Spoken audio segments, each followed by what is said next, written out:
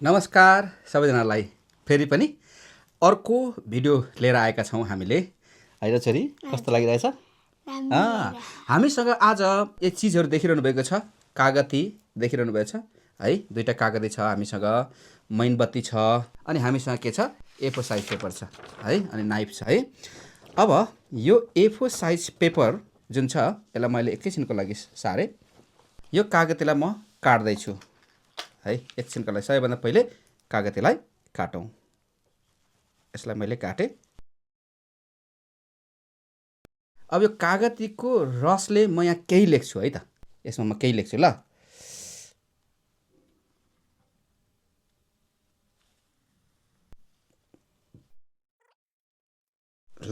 मैले केही लेखेको छु तर खास देखिँदैन यहाँ होइन र तपाईँहरू देख्नुहुन्न यहाँनिर देख्नुहुन्छ त के लेखेको छ भने क्लियर छैन नि होइन अब तताउँ है त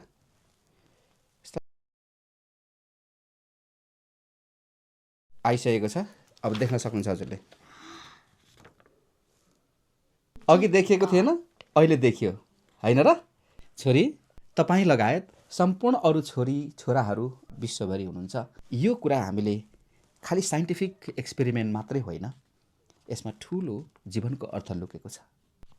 यी लुकेका शब्दहरूमा जस्तै तपाईँभित्र पनि र तपाईँहरूभित्र पनि आफ्नो प्रतिभा आफ्नो क्षमता अनि प्रेम आफ्नो महानता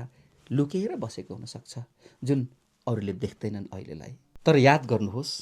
तपाईँभित्र लुकेर बसेका जुन प्रतिभाहरू छन् क्षमताहरू छन् तपाईँभित्र ईश्वरीय जुन गुणहरू छ त्यो गुणहरू बिस्तारै देखिँदै जान्छन् संसारले एक दिन तपाईँभित्रको त्यो क्षमता देख्नेछ त्यसको लागि जुन तापद्वारा होइन संसारमा जुन अनुभवले दुःखले देखाउँदै जान्छ तपाईँभित्रको त्यो क्षमता एक दिन त्यो संसारले देख्नेछ त्यसैले नि तपाईँ लगायत सम्पूर्ण छोराछोरीहरूले आफूलाई कहिल्यै पनि कमजोर नसम्झिनु कसैले आफ्नो प्रतिभा देखेन भनेर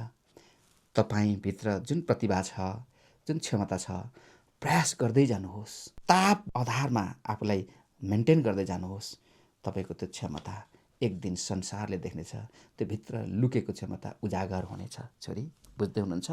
है तसर्थ कहिले पनि आफूलाई म कमजोर छु म नजान्ने छु म चाहिँ सबैभन्दा एकदमै गरिब छु म सबैभन्दा क्लासमा पनि एकदम कमजोरी छु मेरो परिवार सानो छ मेरो परिवार गरिब छ भनेर कहिले पनि नसम्झिनुहोस् किनकि